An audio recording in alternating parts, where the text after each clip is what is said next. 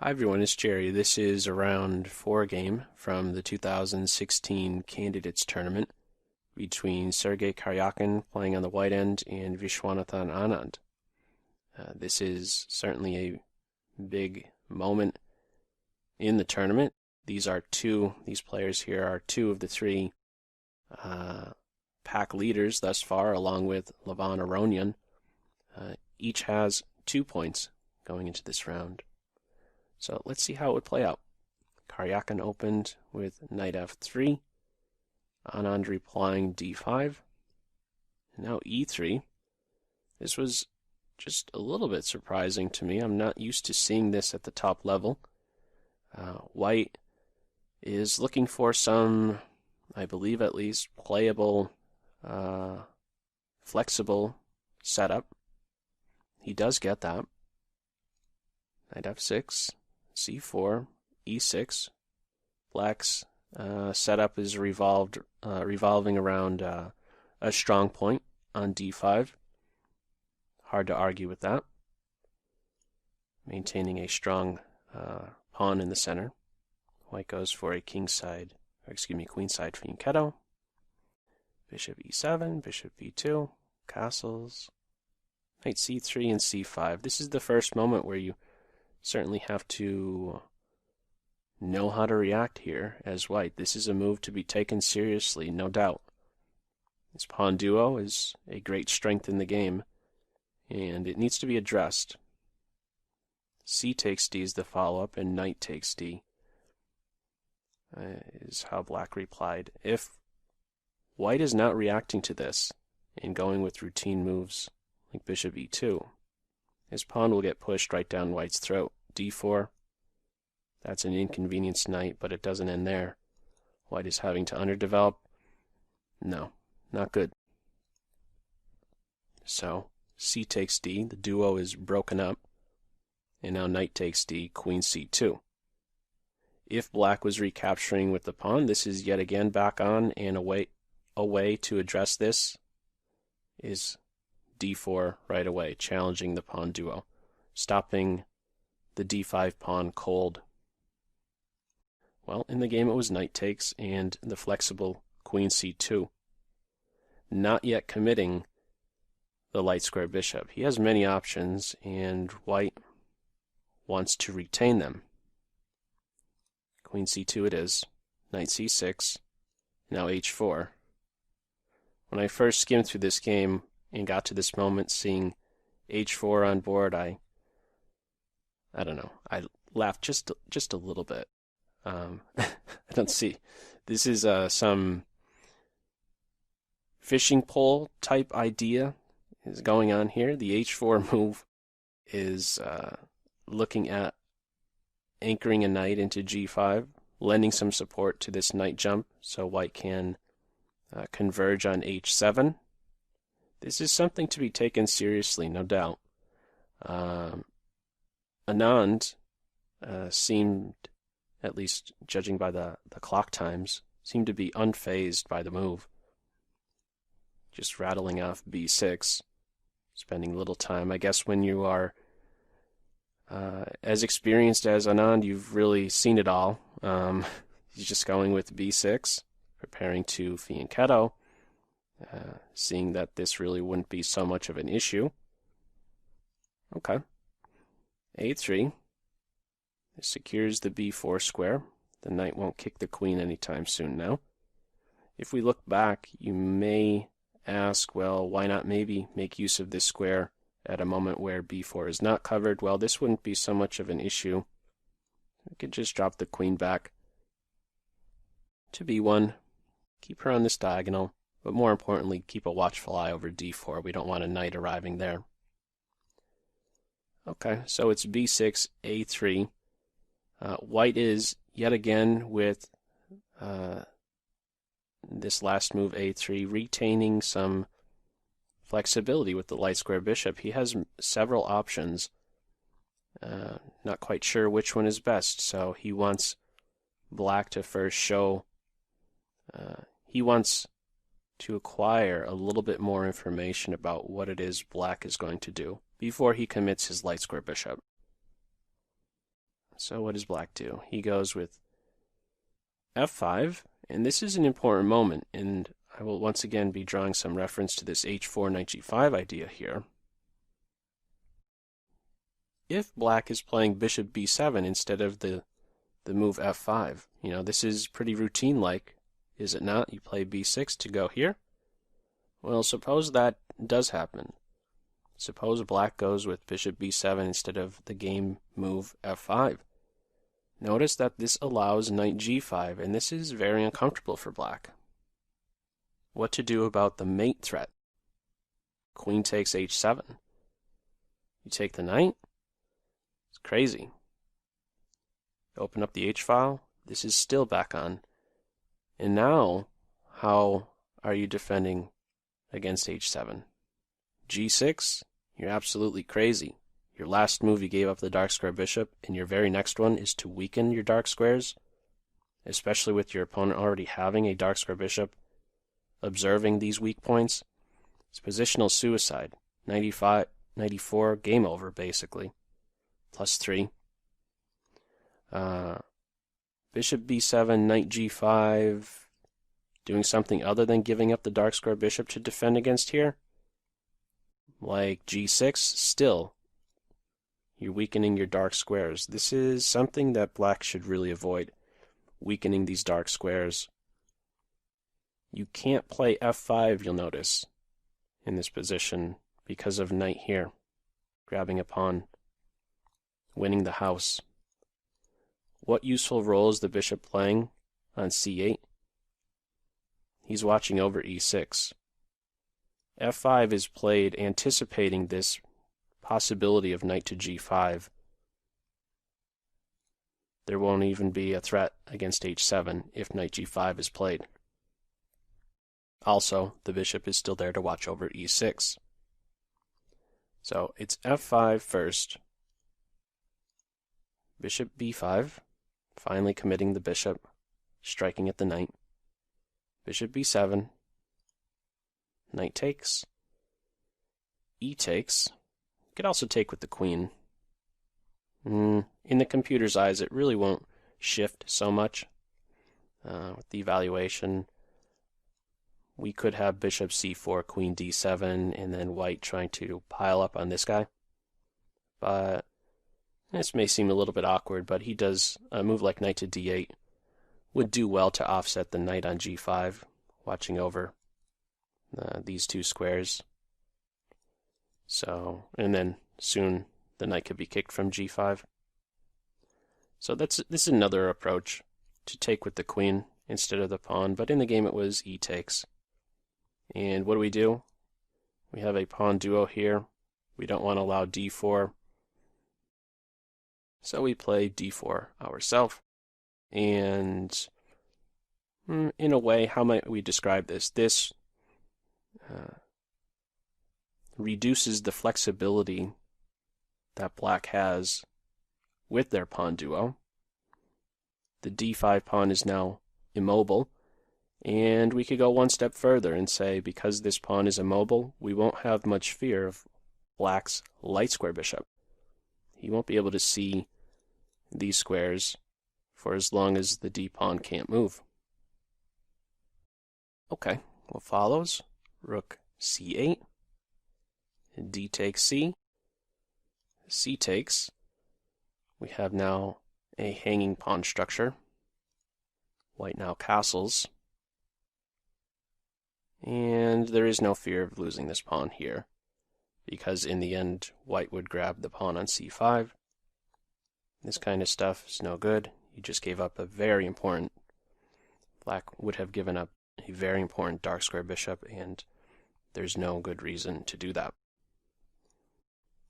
So it's bishop f6, offsetting this really strong bishop. Rook f to d1, knight e7, securing these points here. These guys, without question, the c5 and d5 structure will come under some fire. So the knight is there to reinforce d5, dark square bishops are off, and now g3. This is a move that really, I don't don't know. The word shocked is maybe a bit too strong, but it certainly captured my attention. Like, it just seems really odd to weaken these light squares when your opponent already has a bishop that could potentially make use or take advantage of these weaknesses. Yeah, just viewer beware, or, player beware. Making a move like this is really weakening. I mean, the knight is already a loose piece, and maybe he could be struck at immediately with d4. White has, of course, worked this out. He knows he has calculated that d4 would not be an issue, but yeah, just be careful about making a move like g3. What was his intention with it? It's to rule out any idea of, let's say, f4 to, break at the white kingside structure. If f4, we're just winning a pawn, and we have a fine structure. It's a solid structure here, and we're up a pawn. So it's to get some security over f4, but again, we have some serious weaknesses here. f3, the light squares are weakened.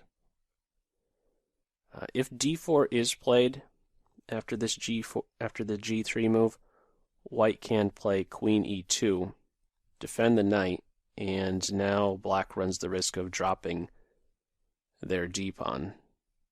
And note also that this is not a possibility to take advantage of these weaknesses here on the white kingside because of bishop c4, and there goes your queen. So white has worked this out that d4 would not be an issue. So what did black play? He went with bishop a6. The light square bishops are exchanged. And it should be pretty clear that white is the side trying for something. He's the one who's pressing. White must be the side trying to win here. Like, this hanging pawn structure is starting to turn more into a liability than an asset. The more exchanges we have on board, this hanging pawn structure tends to be more of a liability as more trades occur. So, unfortunately, black is going to have to defend some for these next several moves. White will be applying pressure to this hanging pawn structure. First, a little queen improvement. This is preparing to anchor a knight into e5. He will soon have, he'll have some support now with the queen. So rook b8, rook ac1, queen d6, knight e5, rook b7, and now knight to d3. This is a strong post for the knight. He has, it's a really good knight that white has. If we just do one piece comparison in this position, a white knight versus black knight comparison, black knight is completely defensive, whereas the white knight is the one who is throwing the punches, throwing strikes at the c-pawn, and hey, maybe he jumps over here to f4 and starts throwing punches at the d-pawn. Could have similar stuff like that happening with the rooks, where they look to double on the d-file, and then maybe when black goes to defend the d-pawn, they then quickly shift over towards the c-file and try to catch black off balance. It's very difficult to meet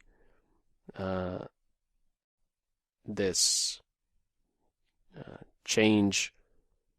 It's very difficult to continually defend both c and d pawn. To be in a flexible position on the black end to meet some quick change up, let's say, attacking the d pawn and then shifting over, attacking the c pawn. That could be difficult to meet without question. And the knight, as it stands right now, we're ready to win a pawn without fear of ending up in some pin, because we could lend support soon thereafter with the b4. So this needs to be addressed. What is tried is c4. Again, as mentioned, if black plays here, we could have knight to f4, rook d2, rook to d1. Maybe even in some cases there's a queen c4 move after this pawn has been removed, taking advantage of this diagonal towards the black king. So what does black try after knight d3? He pushes, b takes, rook takes. I should mention that when this push is made, d4 is now a new home for white piece. d4 square has been weakened. So b takes c, rook takes, queen e5, welcoming some more exchanges. This is a good idea. Queens are now off. We no longer have a hanging pawn structure, but we have black with an isolated pawn. This too is a liability. We have a knight on board and a rook that are really well placed. If black is avoiding this exchange of rooks, this is one move that I thought about. Why not just avoid the rook exchange and put some pressure on the a pawn? Well, there would follow rook takes pawn, and you can't take the rook because you'd get mated. This knight is controlling f7. And similar story if the rook comes over here to kick the knight. Rook takes d. Okay, so the rooks are exchanged. A rook and knight ending. g6, rook c5. It is certainly white trying for something still. Earlier I referenced the knight. If we did a knight comparison, well, how about now a rook and knight comparison? Both are tipping in white's favor. Just a tremendous piece is this white rook. Pressure on both the a pawn and the d pawn, and black is completely defensive. A knight. This is really you can't really ask too much more of a knight. He's in the center of the board. Many options, and the black knight remains completely defensive. And there's nothing to pinpoint on the white end either. This is a base point, but it's easily covered by the king. This pawn is watched over by the rook. So black has to come up with something here. Very tricky to play. So we have a little improvement here with the white rook. Now he's really can't really ask too much more out of a rook, can you? Lending support to your pawn, pressure here, some pressure against g6, and this may play a role, this pressure against g6 combined with breaking down the structure here, the h7, g6, f5 structure. h5 may play a role at some stage, combined even with the knight on f4 putting pressure here. Knight f4 is on board. He is within striking distance now. Tough to suggest something for black. Don't know what to suggest here. There is no possibility for a pawn break. d4, we exchange. The a7 pawn drops. Black just has to hold tight. Give a check. The knight is relocating to d4, coming over to target the a pawn. Black is there to defend. a4 secures the knight. Rook b7, rook c6. We have a little back and forth here with the rooks, or with the rook movement. And eventually he settles in on d6. And if we just look at black's position right here, well, their next move, it's difficult to suggest something here without question. The rook stops a6. Can't dislodge the knight now. This knight can't move, otherwise the d pawn drops. And where do you go with the rook? both c7 and d7 are covered. And if you leave the 7th rank, white gets to the 7th rank. And that, sure enough, is what we have in the game. Rook b6 is played, rook d7 follows. And he's that much more powerful on d7. If you wonder why play rook b6 and allow this strengthening or this rook improvement with rook d7, well, what else are you going to do? I mean, you have to make a move, and yeah, I believe that this is what we would consider a Zugzwang. Whatever move you make here as black, your position will worsen some. I mean, yeah, it's just going to get worse here. What can you do? Move the king back? That's a really sad move to play.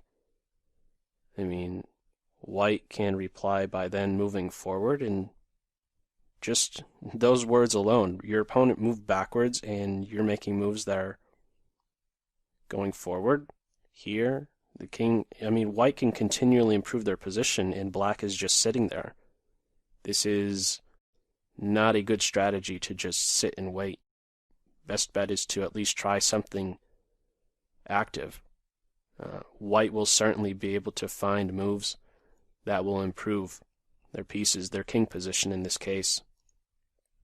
Doing something other than a king move here, like h6, well, in comes h5, breaking down this structure, making the g-pawn flinch, and we could already think about scooping up this pawn, and yikes, how many isolated pawns do you want?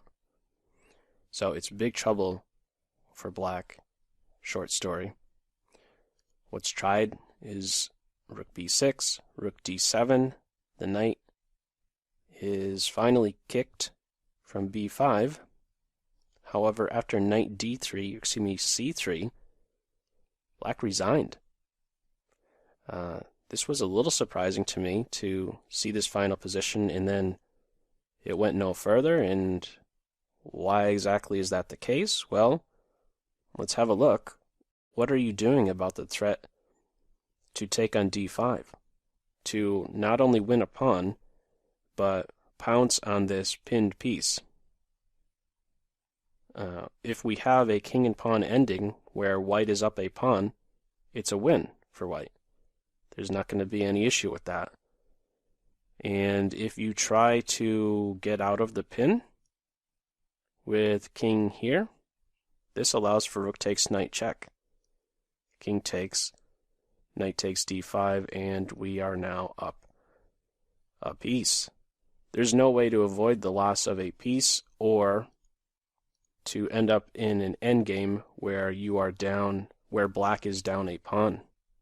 And for these reasons, black resigned.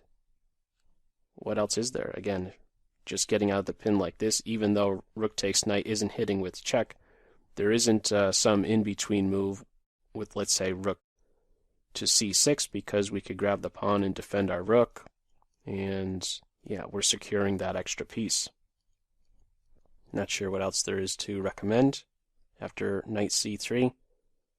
If rook here, again, we're just taking and trading all the way down to this king and pawn ending, and this is a pretty simple win. Just showing how it might play out. You could even give up that a pawn, king c4, king c5, and white is miles ahead with queening their pawn. But this is as far as it went. Knight c3 again. Black at this stage realized they're either going to be down a full piece, or they're going to have to enter a king and pawn ending being down a pawn, which is an easy win at this level, of course. If I'm to just go back to the position where there are still the light square bishops on board, I think that this is the one spot where maybe black could have done better. This, I was mentioning about how, the more that pieces are exchanged, in a position where black has the hanging pawns, this will only benefit white as more pieces are exchanged, and bishop a6 is welcoming another piece exchange. I think the best try for black is to hopefully one day show that their light square bishop is better than white's bishop on this diagonal. To try and show one day that, I can take advantage of the f3 squares, or the f3 square and g2, maybe mate the king somehow, getting a rook one day here combined with the bishop on b7. I think that this was the best opportunity to keep the another minor piece on board, to keep the light square bishops on board. Instead of bishop a6, maybe queen to b6 is another option. I know I'm not citing some lengthy variation here, but the main point is I think black should have tried to keep the bishop on the board and again show that one day maybe he can take advantage of the light squares that white created voluntarily on their king side. But that clearly did not happen. Light square bishops were exchanged, and yeah, this is as far as we got after knight c3 again. At this point, Anand resigns. So with that, we actually have in this tournament Karjakin as the sole leader with 3 points. He is on a roll here, 2 wins and 2 draws. So we will see what happens in the ensuing rounds. And as usual, feel free to leave any comments in the comments section below. And I hope you got something out of this video. That's all for now. Take care.